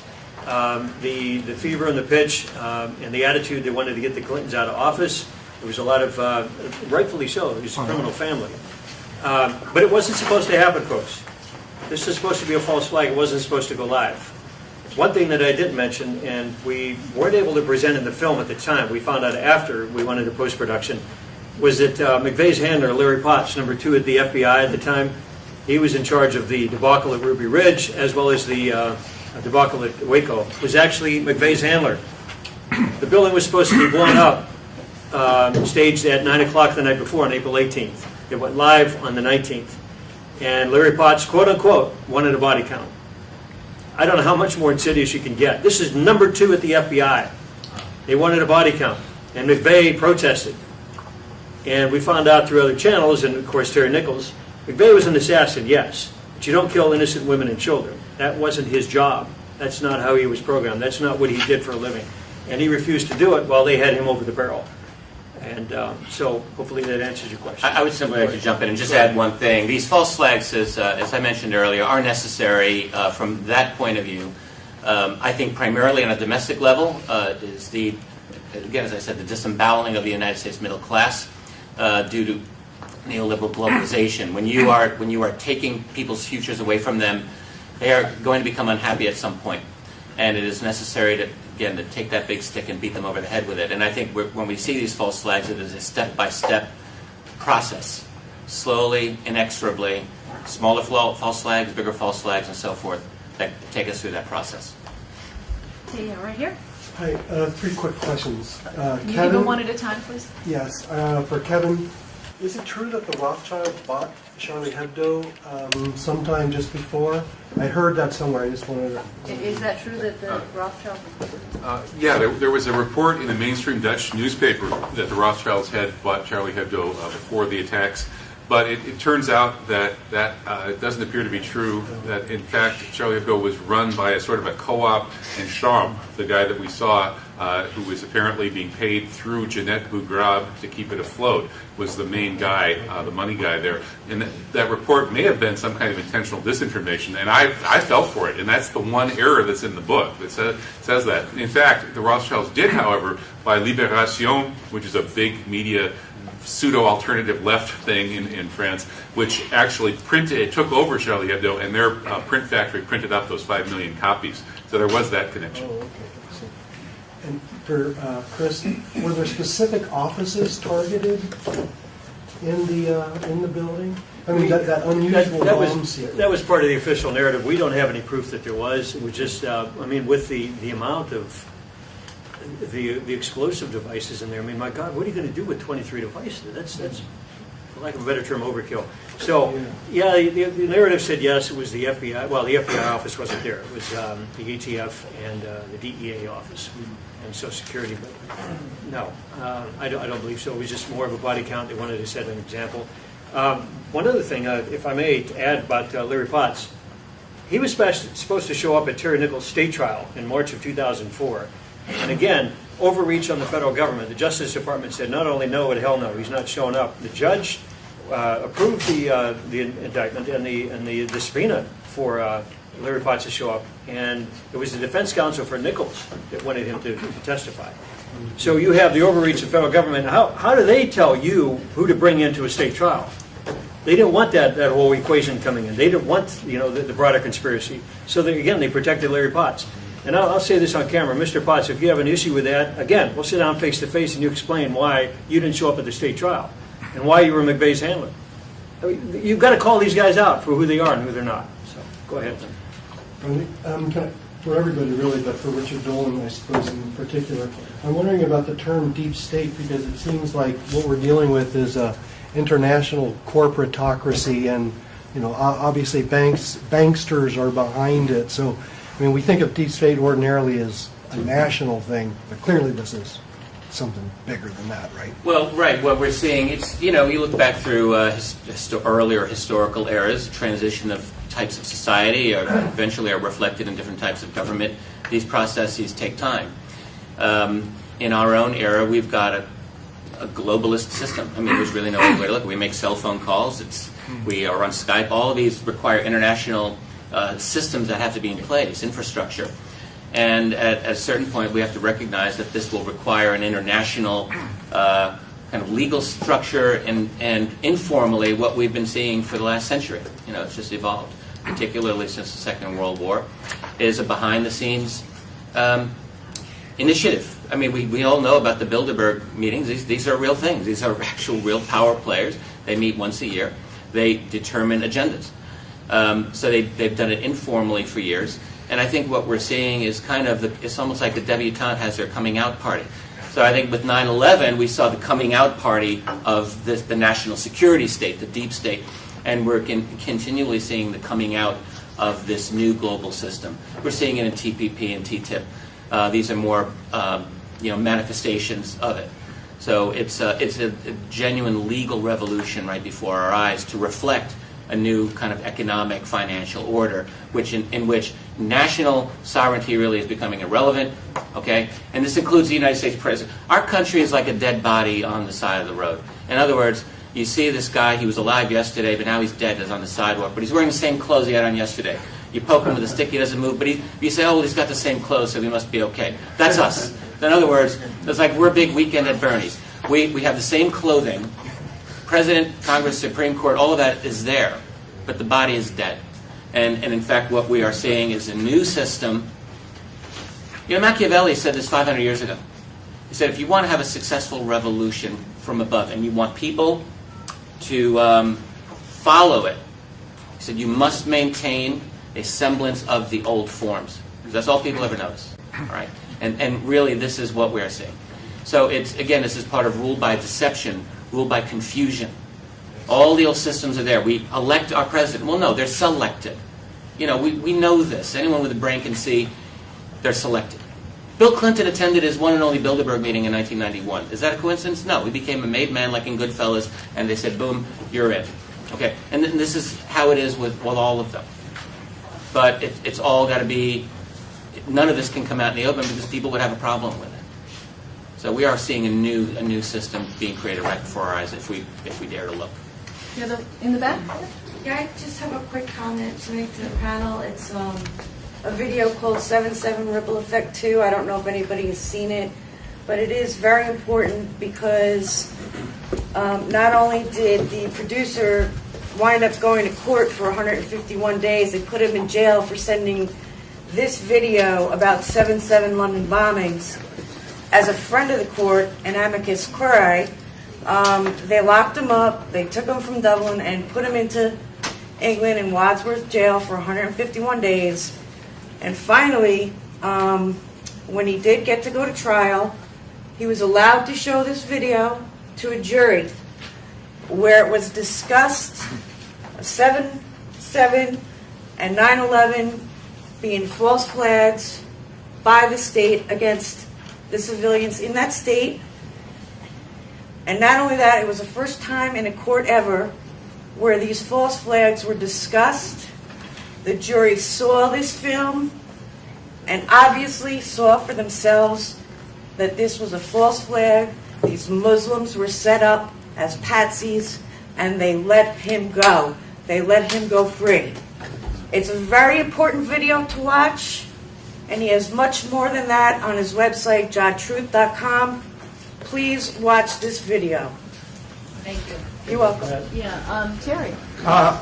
Timothy McVeigh is still alive, I heard. I saw him on TV, and there's a documentary about Timothy McVeigh put out by James Corbett, which you can see on YouTube. Sure. And they said one of the things was that he didn't have an autopsy, so they could have easily faked his death. Have you any information on this? I wish to repeat the question. Go ahead. Okay. So Timothy McVeigh didn't have an autopsy, and they could have faked his death. That's right. That's the information we're able to get. And by the way, I just want to let you all know, Wendy Painting, Holland Band and Neuenhoff, the rest of the crew, I was just one part of the whole operation here, so I want to make sure that they get their credit due. Wendy Painting was the one that actually spent most of the time going through the Defense Council documents. I believe there are 141 to 148 boxes at the law library down in UT in Austin, next to the presidential library, the LBJ library. and we were given unfettered access to go through those documents. I spent about 3 days there, so I saw some of the documents. I saw McVeigh's handwriting on the sidebar notes that he was giving to his prosecution. But as far as the autopsy, that's one of the documents we were able to copy, and it's on the film. His occupation was Army, U.S. Army. It's like, well, he'd been out of the Army for almost 3 years at that point, and actually 7 years up to his execution. So we, on educated, what we've seen, and comparing to what we could prove and what we can't prove, we still think he's alive. Once again, it goes back to, if you're going to work for the CIA as an asset, you don't kill off your assets. It's counterproductive. You're going to have a hell of a time recruiting for the agency if you're going to go through these black ops and then they're going to kill you. Who's going to show up for that? I mean, it's just common sense. So that's why we think he's still alive, and he's under the Witness Protection Program. Go ahead. Yes. I think we got to be careful with this term false flag, because the vast majority of these events here recently have been complete hoaxes. I mean, I think we all realize the Sandy Hook. Nobody died at Sandy Hook. I got to Charleston within a week of the church shooting, AME Zion Church, and I had Sunday school with them, a Bible study in the very room that 50 some shots were fired and 9 people killed. Well, the wood paneling was in perfect condition and everything. I know for an absolute fact. And we interviewed all the neighbors and many of the church members, and nobody knew anything. It was a fake deal, okay? And the same with Moncton, the same with Ottawa, the same with Sydney, the same.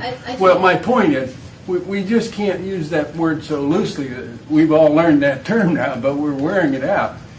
Some of them may be real events, but when you say false flag, it implies real death. Yes, and I'll give us the speakers in a moment. But I live in Connecticut, and I know people who lost their children in Sandy Hook. So when people say no one died there, they're missing to their parents. They're gone. If they didn't die there, they're somewhere else. But the parents believe they lost their children. So Can I have some names? I want to caution. Yeah, I can give you names after. See me, and I'll tell you, because I want to caution people not to be saying that because it's wrong. I would. And let's remember. Sorry. Oh, but quick question should be very brief because this is being live streamed. It's being archived as is, and they can't hear you.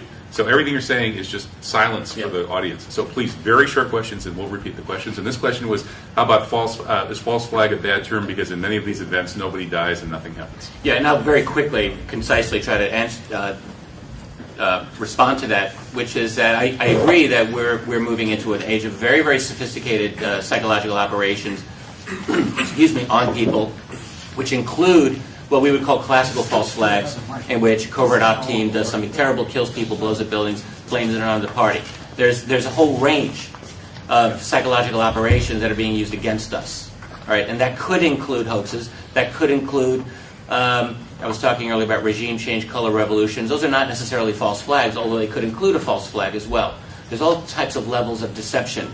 In the case of Dilma Rousseff in Brazil, it is a near certainty that NSA leaked the Petrobras information a couple of years ago to the judge in Brazil that started this whole thing. Is that a false flag?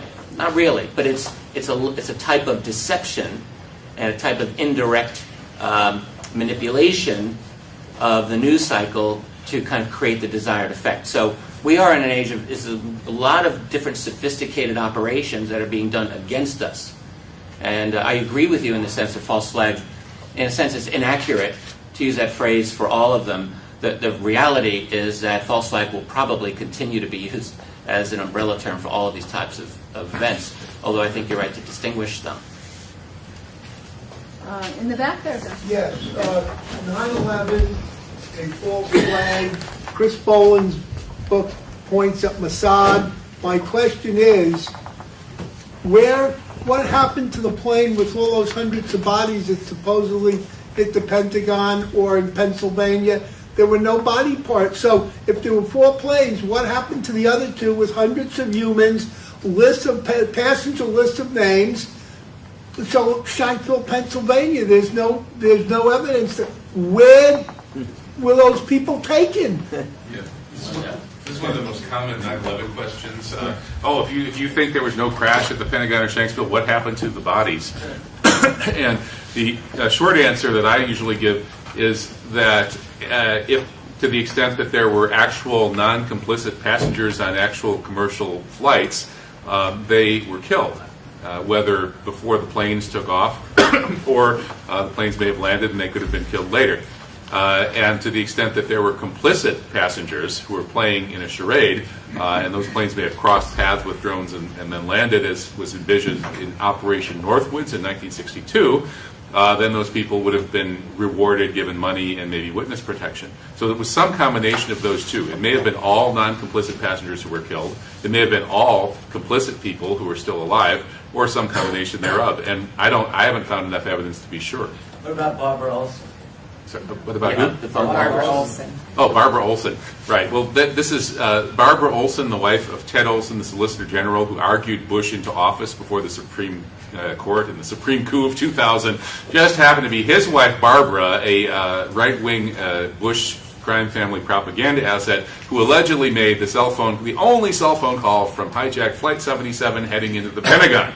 And indeed, there are witnesses who claim that they saw passengers in the windows of the plane and so on as it was coming in at 500 miles an hour. This whole story is completely ludicrous. So does Barbara Olson live? Maybe so. I was thinking about printing up bumper stickers saying Barbara Olson lives. And indeed, the new wife, Lady something, Lady Bird or Ladybug or Lady whatever she is, Olson, does look a little bit like Barbara might with the facelift. I'm not making any accusations, but this just is something that's been observed. May I add something to that real quick? The colleagues of mine at Penn State University they actually interviewed with the Somerset County Medical Examiner's Office, and they found out that the official narrative, again, the abandoned coal strip mine in Shanksville, that was not the crash site. It was actually a staged site. The plane, the remnants of the plane were actually found in what is called the township of New Baltimore, about 7.5 miles, nautical miles to the southeast.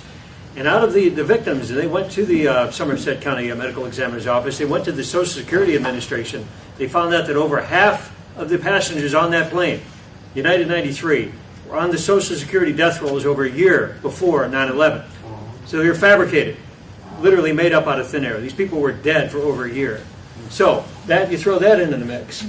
And they said, well, can you guys make a movie on it? I said, man, we don't have the resources nor the time, but it's bona fide, and we know that for a fact. The medical examiner kicked them out of his office, and they weren't allowed to talk to him again. But before they were kicked out, he did admit that there was no bone fragments, there was no blood spatter, there was nothing that was consistent, as he put it, consistent with the deceased at the crash site.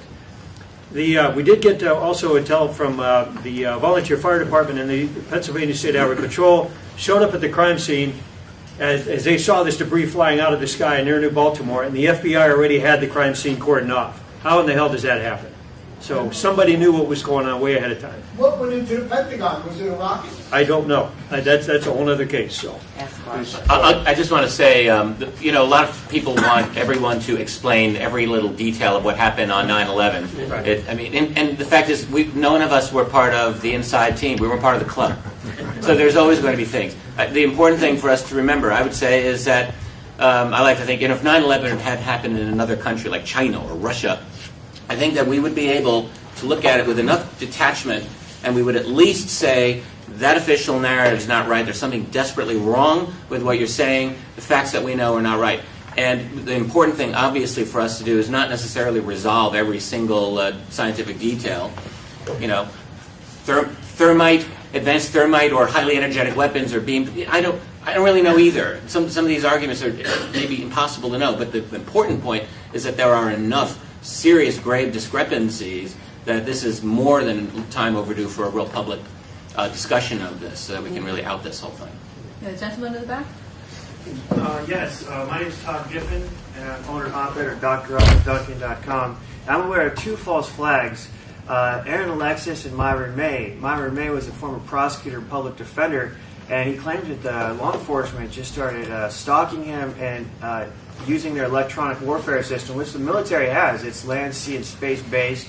There's a lot of patents, thousands of victims on the internet talking about it being used on them. And Department of Defense whistleblower, CIA whistleblower, Dr. Robert Duncan, and other ones like Fred Bell, they've come out and said this is happening to people. And Aaron Alexis was in the Navy. He's 34 years old. He just starts hearing voices and crap digitally put into his head, trying to make him think there's people talking to him through the walls. That's the way directed energy works. Please ask a question. The audience can't hear you. Anyway, so I was also targeted with this, and Dr. Robert Duncan backs me up as a victim with traumatic brain injury, and 7 psychologists evaluated me. I wanted to know if you're familiar with the government using directed energy to cause people to either torture them into killing other people, yes, or to, instruct them to do so. And what do we do about it? It's about targeted individuals and directed energy, sort of mind control weapons. Yeah. Did you want that? Yes, I do. I know directly. I just had an interview earlier this week with a veteran of the first Persian Gulf War. I had a very long conversation with him about exactly this technology, and I think many of us have heard allegations that this was in fact happening, acoustic weaponry particularly, but the types of sonic waves that actually will penetrate into your head, cause your ears to bleed, cause you basically to lose your sanity and kill the people around you. Dig with your hands holes into the ground just so you can escape the sound. I mean, this is Persian Gulf War 24 years ago. So the U.S. military has been working on this type of stuff for a very, very long time, long before that. Back in the early 1970s, they were able to create an effect so you could hear knocking and sounds inside your head. I don't know how advanced it would be to actually, like through implants or whatever, but that technology has been going for a long time. Who knows how far they've gone in the covert world? But we have to assume that this is part of their toolkit. Yeah, I went to a NASA convention. Okay, we're going to move on. And they just We got- only have time. They gotta We cut you off. actually only have time for one last question. I'm going to get that gentleman in the back. Do you have a tick list that 10 items that if it has in a particular situation 4 of these, or it's probable, and 6 it's highly likely, etc. So is there such a thing that you've developed? Yeah, that's a great the question is can we profile these events and talk about how likely they are to be false flags? Yeah, I think that's the way you really have to think about them in terms of probabilities, because, as Richard said, we don't have absolute knowledge about any of this. We're not on the inside. But, I with some of them, like 9/11, I'd say that's a 99.9 on a scale of 100. And the French false flags as well. I mean, I'm convinced when there's, as David Ray Griffin argued in the new Pearl Harbor, a cumulative case can be built on multiple lines of evidence, all pointing in the same direction. I think that we can just go ahead and take the false flag paradigm shift and say, yeah, that was a false flag. So and there are other cases where you can't. What are the items on the list? How about initial changing of narrative? So something comes out the first day, it's one thing, and then by the second or third day, everything is consolidated. Boom! This is your narrative. All right. When you see what appears to be a coordinated corporate media mainstream, uniform direction, and this is the culprit, and in which even sociologically speaking, you find certain types of culprits. In the 90s, it was basically white right-wing militia guys. Now in this century, we like to go after the Muslims. So there's a certain sociological group, target groups, in other words, to demonize or scapegoat. And primarily, as Kevin was pointing out, discrepancies, technical problems that don't add up, that the mainstream corporate media continues to avoid. I mean, this is the bottom line. When you see one problem after another problem after another, like, was the elder Tsarnaev brother naked or not naked when he was shot dead? You have all of these questions. Was, who were the shooters? Who were the motives? How many shooters in Aurora? Was it multiple shooters or was it one guy? You get all of these different stories coming through that are confusing. And again, as we mentioned, the presence of multiple drills. Used to be the finding of these ridiculously pristine passports. Who knows if they'll continue that? So there are patterns. But basically, I think if you start feeling like you're being guided by an overwhelming media onslaught and followed by legislation or wars that can never otherwise be justified, all right, I think we need to start looking at that as a profile. Nothing substitutes good investigation. And we're going to take one last question. That's the end. Okay, my last question will be inspirational. Gentlemen, thank you very much for a great panel. Thank you for the moderators. My name's Sander Hicks, and I had a question especially for Chris. I first got into the Oklahoma City bombing cover-up through the work of Ambrose Evans Pritchard. And it's an election year. We know Hillary Clinton is extremely corrupt. She was first lady during OKC. Sure. What can we do to do I'm working with Brian Kenny of We Are Change to try to get his book out about We Are Change, direct action. What can we do on the campaign trail to confront Hillary Clinton? What are the questions that you would ask if you could confront Hillary Clinton about the OKC cover-up? Where do you begin? Basically, why was there a cover-up? I mean, she was basically, Jay McGrellick and her were very tight on the investigation. She couldn't come out as a first lady and say, do these, but there was discussions in back rooms and so forth. I would ask her to panel a joint House and Senate subcommittee, see what she does. That was the goal of this book in the first place. There were 6 members of the U.S. House and 4 members of the U.S. Senate. Get a new investigation on the case. Plausible deniability. She always had a layer or two people between her and the case. So if you go at her directly, she can deny it. But I would ask her, what are the chances of getting a joint House and Senate subcommittee to investigate the case? Because my God, there's reams of information to show that it was a broader conspiracy. And we need to have a fresh look at this thing. There is no statute of limitations for murder, and both of these guys will agree. It's not just my case. This is one of the many that happened over the years. All right. Well, thank you very much for coming, and I want to give a round of applause.